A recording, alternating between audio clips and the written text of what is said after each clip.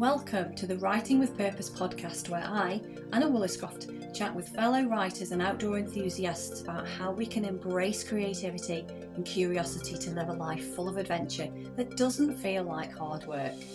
I delve into exploratory conversations about my two loves in life, writing and nature connection, as part of my mission to share the well-being benefits they both bring. It's wonderful to have you here today.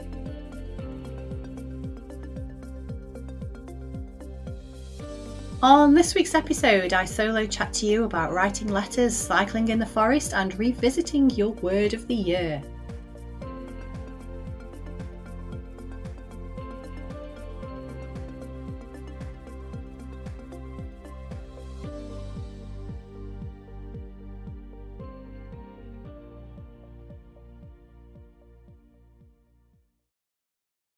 Hello and welcome to another episode of the Writing with Purpose podcast. I'm Anna Woolliscroft, your host, and today I'm going to be chatting to you, solo chatting again, about writing letters, spending time in nature, mainly biking and gardening, and revisiting our words of the year. So very quickly, before I get stuck into the writing words for wellness section, let me just share a little bit of what I've been up to over the last week. And in business news, well, I haven't really got much business news to share this week because it's been the Easter holidays and nothing new or big has landed in my inbox. I've completed a couple of projects and just looked after my retainer client. So it's kind of what you say as business is usual. So yeah, all good and manageable on that front there. And in educational news, my university assignment is finished and I just need to sort out my bibliography. I didn't realise in the past two assignments that my bibliography needs to be in alphabetical order.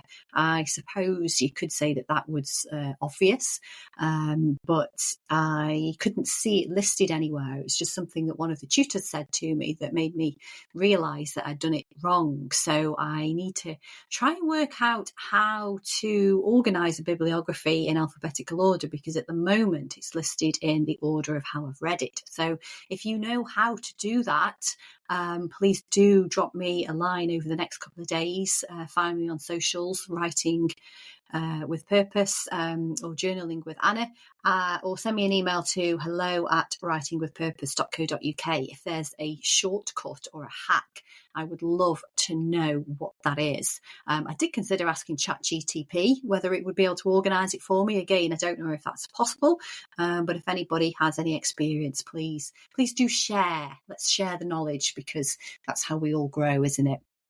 So that would be lovely. And in personal news, well, I had a fabulous time this week at a spa. It was a twilight package which included use of the pools. They'd got an indoor area and an outdoor area. So, of course, that was beautiful to be in the outdoor area as the sun set. No sun set as such in the sky, but it was nice to be able to see everything go twilight and the darkness to set in. It just kind of added to the atmosphere, shall we say. But yeah, it was great. I went with a couple of friends just before my birthday, because my birthday is tomorrow. Yay!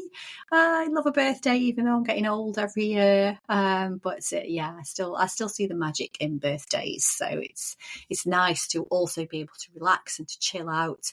And actually, the day that I went to the spa, I had a headache. I'd been a bit headachy for the past couple of days. So afterwards, it got rid of my headache. I felt wonderful. I smelt great, even if I do say so myself. And I had the best night's sleep as well that night. It really was.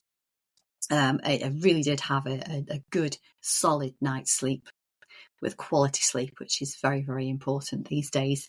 What else have we been up to? Booked a breakfast with the Easter Bunny at a local pub, and they always put on a good buffet spread, and the kids love playing together. So it was lovely to see everybody having fun and just to share the festivities. So yes, I hope you all had a great Easter, and you either had some downtime or you found something super fun to do.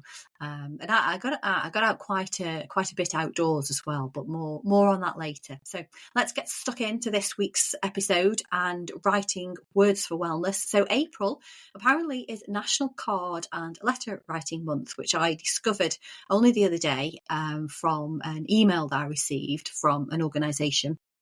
A writing organisation, and this month-long awareness campaign was initially started by the United States Postal Service to honour and celebrate the efforts that go into the mail service. And yes, of course, times have certainly changed since the carrier pigeon and snail mail, but we do have a great postal service here in the UK, and there's still many people that would be lost without it. So it is good to celebrate these things, even if they are a little bit more traditional and perhaps not used as much.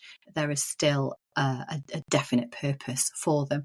And even though I don't write many letters, I still love to write personal Christmas cards and send birthday cards to my friends and family. I find it a very mindful process. I find it very satisfying, and I like to just have a think about the person or the family or the couple that I'm writing the card for at the time. And I just find it lovely. I know people say, "Oh, I'm giving to charity this year at Christmas," and there's the whole argument about trees, which I'll have a view on, which I'll come to later. But there's just something nice about writing something personal and receiving something that's been handwritten and personal as well. So, let me ask you a question. What means more to you?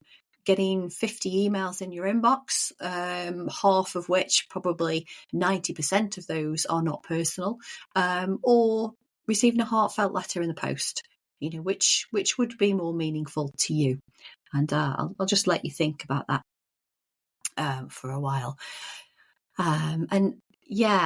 Thinking back for myself during lockdown, I lived on my own at the time during lockdown, which wasn't fun. But I sent cards to all my neighbours, and I was relatively new actually to the street. I'd moved in on the September before lockdown, before the COVID was started to be around about November time, wasn't it? November, December time, 2019. So 2020, I wrote letters. They were more like cards to all my neighbours, and I set up a WhatsApp group. And it was lovely because most people were touched by the act of kindness. Some of them wrote back to me, and some of them sent a thank you message, just saying how grateful they were that someone was thinking about them. And even though I don't live in that street anymore, the WhatsApp group is still going, and I am still in that WhatsApp group, which again is lovely to see that people still use it. And during those times, it really did bring people a lot closer to each other, communities, families, friends. It was a tough time, so having those really personal moments, those acts of kindness, really did mean a lot to people. And of course, letters are a great way to stay in touch with friends and family, and even clients if you run a business. I used to know a business who, after they had an order from a client for the first time, they'd send them a box of biscuits, which is lovely with a personal message in there, and that's way nicer than receiving a pack full of things that you don't really need. But just one example of an act of kindness that's quite personal, and that is something that you don't really get as much as if you send something via an email or an instant message. And yes, they can still say things that are personal, but the fact that something is handwritten just makes it even more personal, because writing by hand, it takes more time, it takes more effort than writing on a keyboard. Of course it does. And, call me old school, but I actually like using proper punctuation and full words. I like to have a full stop at the end of a sentence. And don't get me wrong, I do like to use the odd emoji. And many of my WhatsApp or text messages will have emojis in them. But I've also been known to doodle in a card as well. So let's just say I appreciate the best of both worlds. So, as well as writing cards or letters, I love to receive them as well. And I'm always thankful when I do, because, that person that has sent me something has gone to the trouble to think of me, and they've taken their time in writing me something. They've written a personal message, and you have to give thanks for that. It's nice to be thought of, and it's nice to go that little step further and receive something tangible, as opposed to it just being a message that will disappear after a few minutes, sometimes these days, which is a shame. And I don't get me wrong, again, I understand the environmental impact and using less paper, less trees, but actually electronic mails and messages, especially those with images and videos embedded in them, do still carry a carbon footprint. So, which is the most economical, or which is the most environmentally friendly? It's kind of, maybe it's a bit hit and miss when you look at the whole circular economy and the whole process from start to finish, and what other things are involved in electronic communication or paper printed sources. So anyway, I vote for letters and cards every time, and if it means that I must plant a few more trees over the course of the year, then so be it. And I am a member of the Wildlife Trust, CPRE, the Countryside Charity, and RSPB. So I think I can safely say that I do my bit for nature. So, I don't feel guilty about writing the odd card and using a bit of paper here and there. But anyway, so I've mentioned some of these already, but let me get back on track and just share some of the benefits of a handwritten note. And a letter or a card impacts the receiver in a positive and a much more profound way, a deeper way. They hold more longevity. And, letters in particular, or cards, certainly for maybe anniversaries or big milestone birthdays or house moves, or, whatever that might be that is a meaningful time in your life. These letters, they're often cherished, and they're kept for many days, months, years to come. And, even think about love letters, the love letters that couples write with somebody's perhaps away, working away, maybe in one of the armed services, or people that are together that live in different countries. Those love letters are really, really meaningful to people when they can't see somebody in person. Another benefit is that writing a letter or reading a letter really does help you to slow down. We live in a digital age, a very fast-paced world where we always seem to be on the go, and emails and texts, they are the epitome of this modern world, whereas a letter kind of delivers a flavour of the old somehow. The traditional is a much slower pace, and there's definitely something soothing about reading a handwritten letter and reflecting on the words that they contain.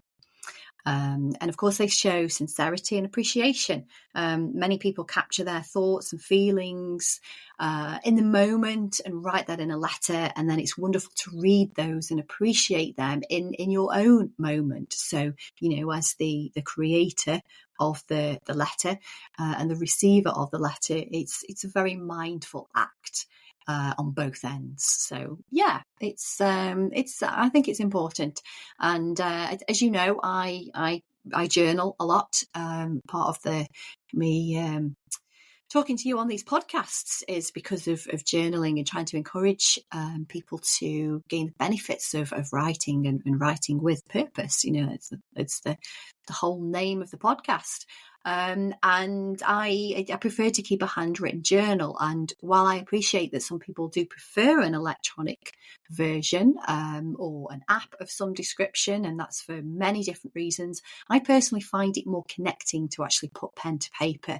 And there is also quite a lot of science out there to prove that our brains are more active when we write by hand, and that it enhances our learning ability and our memory, which is all good stuff, isn't it? And in children, it also improves the link between visual and motor skills, which actually helps with the recognition of letters. So, the more that we read, the better that we can write, and the more that we write, the better we can read.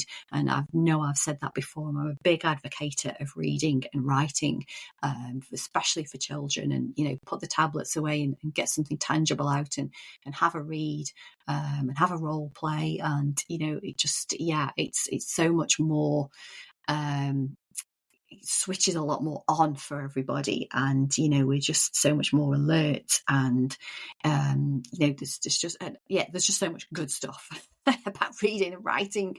So before I get on my soapbox too much, let me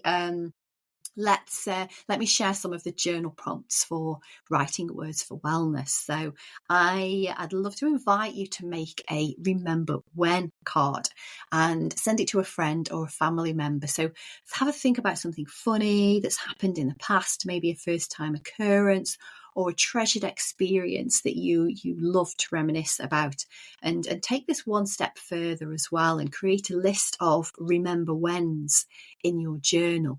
And I like to think about this and do it for past girly holidays with friends, or for my dancing days or my cruise ship contracts. So, all of those really memorable, exciting, fun times that I shared with other people. When you get talking to other people about that, you get excited again, and, you get a lot of the neurotransmitters firing in your body, and those feel-good vibes, all of the different chemicals and things, the positive chemicals in your body start to react, and you feel great. So write a list, and then make a remember when card and send it to somebody that means a lot to you and carries a meaningful message.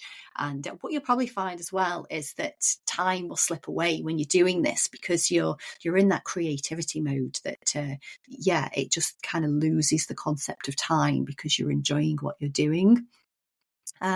So your next prompt, write a letter to someone that you've not seen for several years, and in that letter just tell them why you thought about them. Nothing more, nothing less. If you don't want to, you don't have to actually send this letter to somebody. Of course, it would enhance the process if you do, and it would make their day as well if they received something from you. But just have a go at writing a letter to somebody that you've not seen for several years and tell them why you thought about them. And then finally, think about someone that meant a lot to you but is no longer in your life for whatever reason. This doesn't mean that it has to be someone that's passed, but this person just isn't in your life any longer. And write a few words expressing what you would love to say to them if they were sitting next to you right now. And again, this doesn't have to be... you don't have to send these words to this person, but just see what comes out. Use it as a bit of a free flow exercise and see what you come up with. Okay, so that was quite a long section for words of wellness, but I think it's important to think about these traditional ways, and also to think about the benefits that you gain from them. And so let's move on to nature and discovering a nourishing connection. And I just want to share that last weekend we made a trip to Delamere Forest with the push bikes and a picnic, and this is something that we've not done for a long time. And Delamere is a beautiful place. I think it's part of the forestry, whatever the forestry charity is called, and it's vast. There's lots of paths there. You can go as walker, hiking, running, bikes. There's a Go Ape there, so zip lining. There's all sorts of things there, depending on whether you want a nice slow day or a bit of an energetic day. But what fun we had. It was a beautiful day. We thoroughly enjoyed it. And I have to say that I'm not the best on a bike. I never had one as a child because we lived in between two main roads, and my dad definitely put safety before fun on that particular activity, which of course I am grateful for his decision. But it means that my confidence in riding a bike now is actually quite low, because I didn't have that experience when I had no fear, shall we say. So now I am a little bit fearful of it.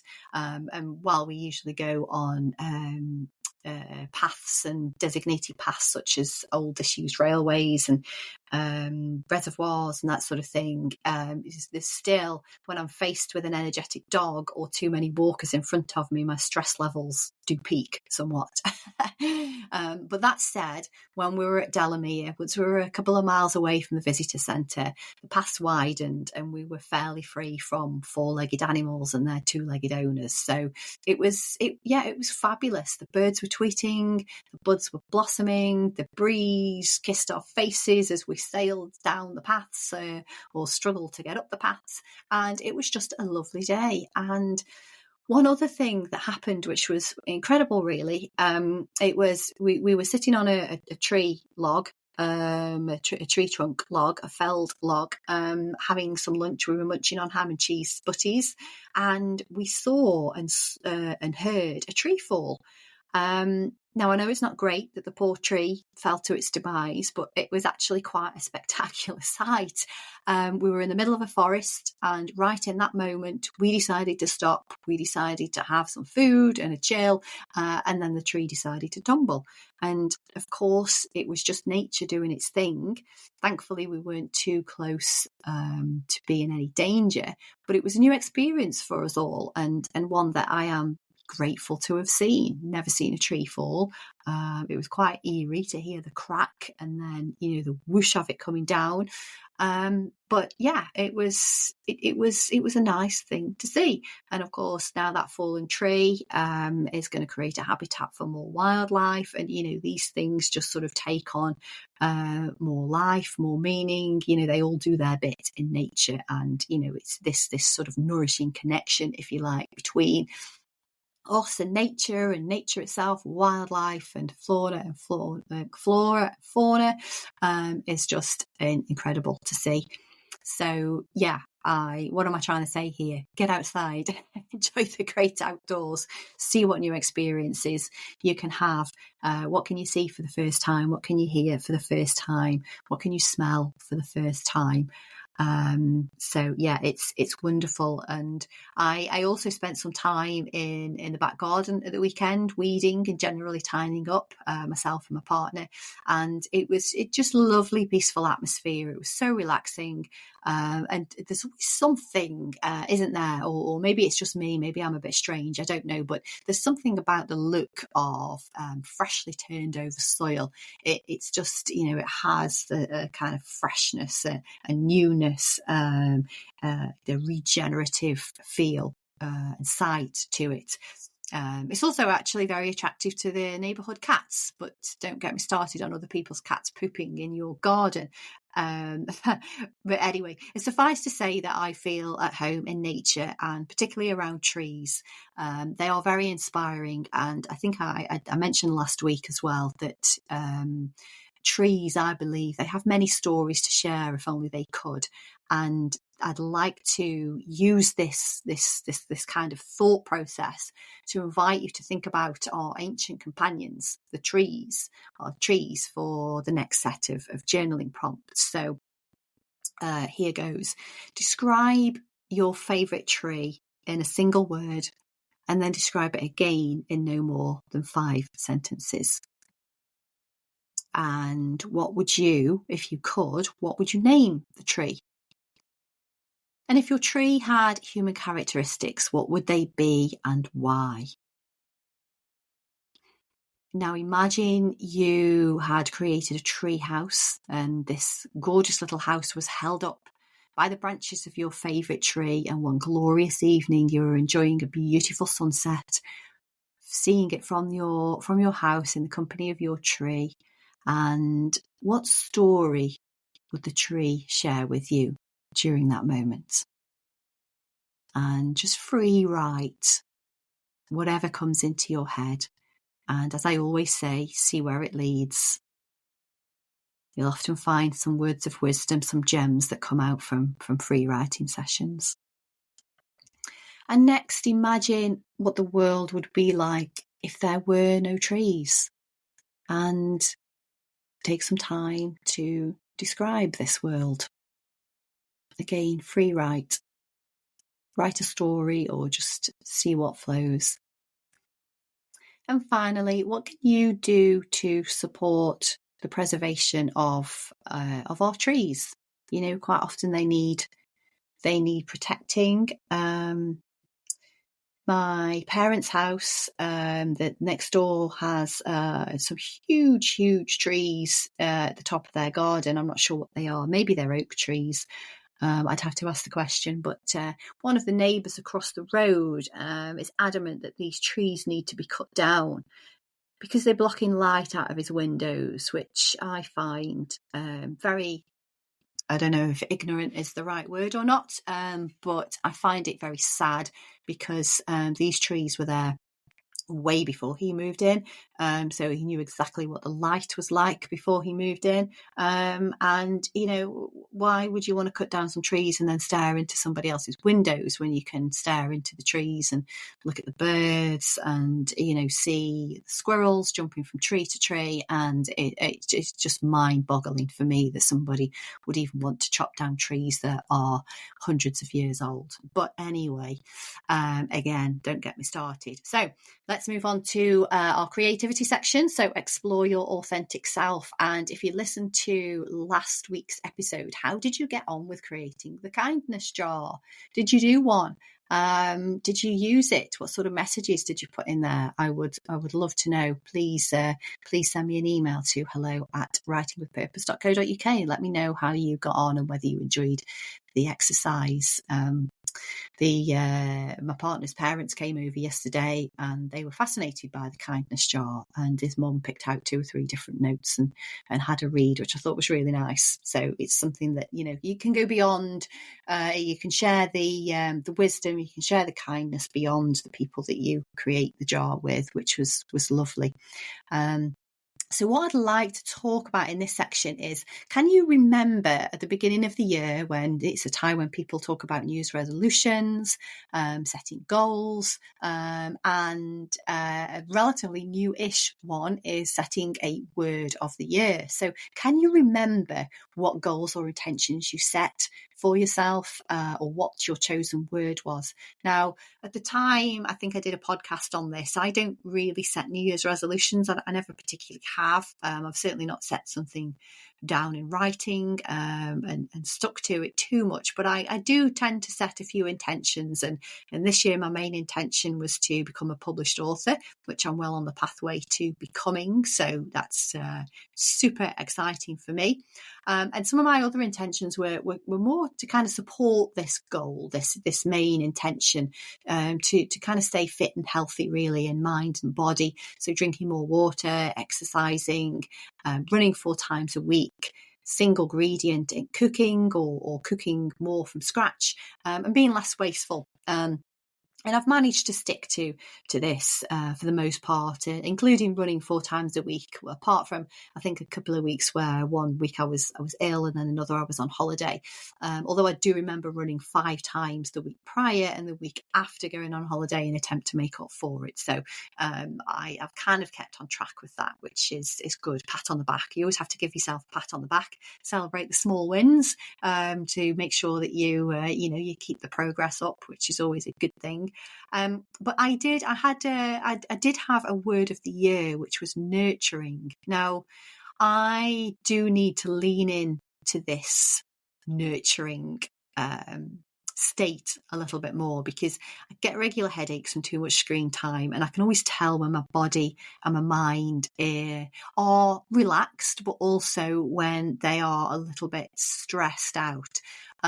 So for example, like my visit to the spa that I explained earlier, that was super nourishing for me. It was rest, it was nurturing, it was just what I needed at the time. And I'm not in a position to visit a spa every couple of weeks, but at least I know the signs and the symptoms of when I need rest and nurture.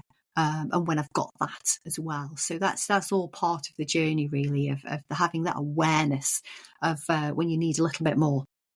to relax and nurture. So yeah, I need to lean into my word of the year a little bit more. So this leads me now into the prompts for this week. And like I say, I'd love to invite you to think a little bit about your word of the year and your intentions and goals. So and of course, you know, if you haven't set a word of the year, if you haven't got any intentions, it's not too late to set one now, or to set something now, because we've had the first quarter of the year, we're in the second quarter.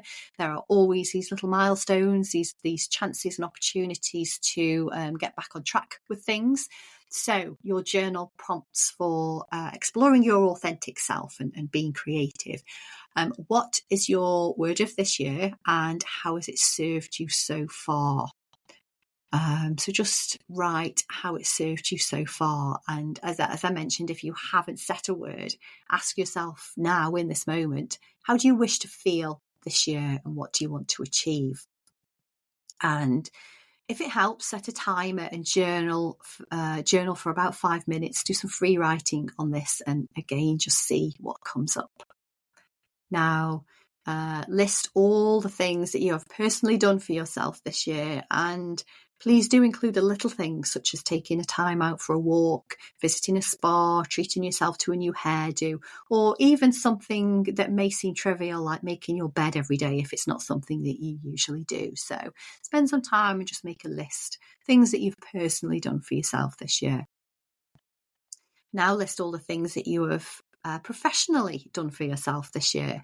So this could be getting a new job, winning a new client if it's your own business, maybe being able to pay yourself a bit more at the end of the tax year. But again, include the little things such as finishing early on a Friday, for example, having a new ergonomic chair, enjoying a mid-morning coffee with work colleagues.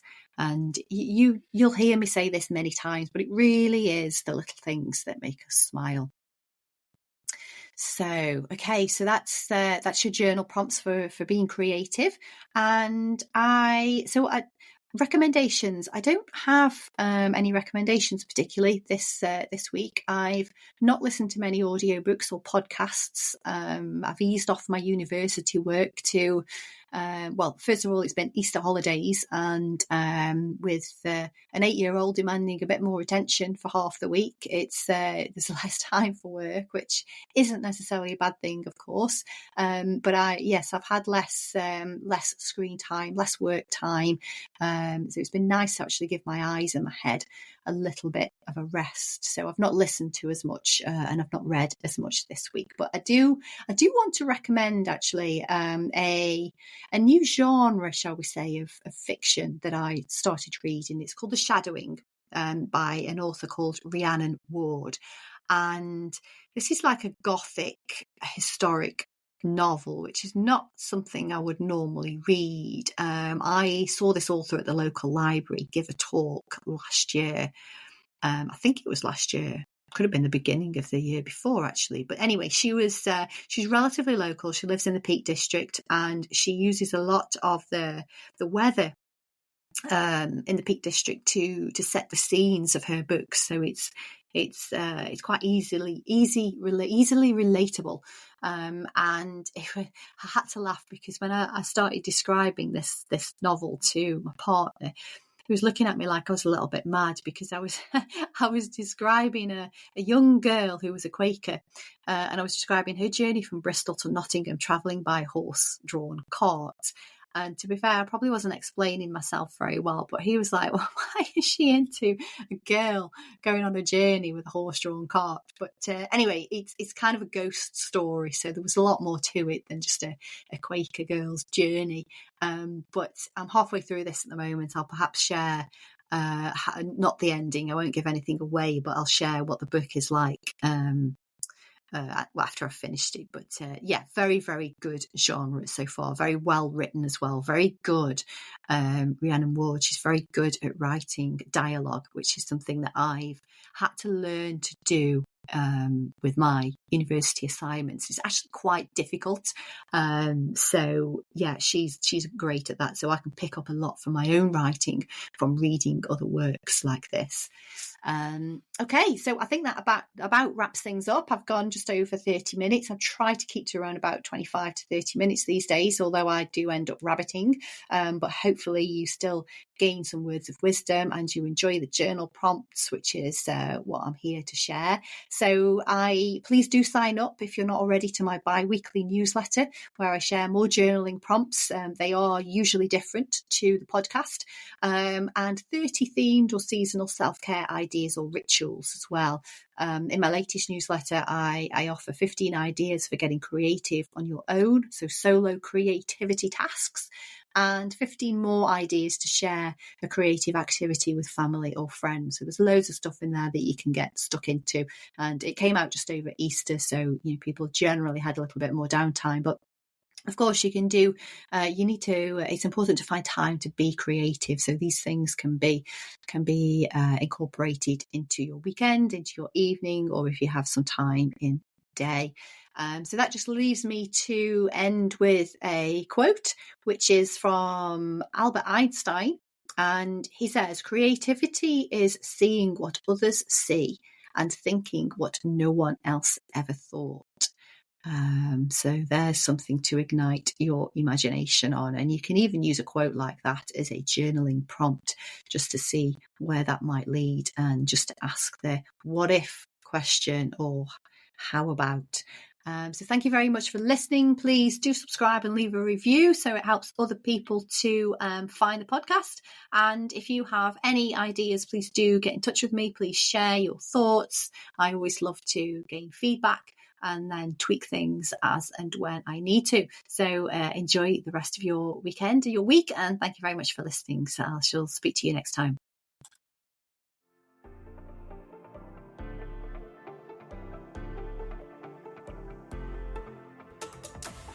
Thank you for listening to today's Writing with Purpose podcast. Having conversations with fellow writers or adventure enthusiasts brings two of my biggest loves in life together, writing and nature connection. I've been a copywriter and content creator for 23 years, but my passion is writing for well-being, and I'm on a mission to share the benefits that putting pen to paper has for personal wellness with as many people as possible. If you want to learn more about writing for your well-being and journaling techniques, please connect with me in my Facebook group, Journaling with Anna.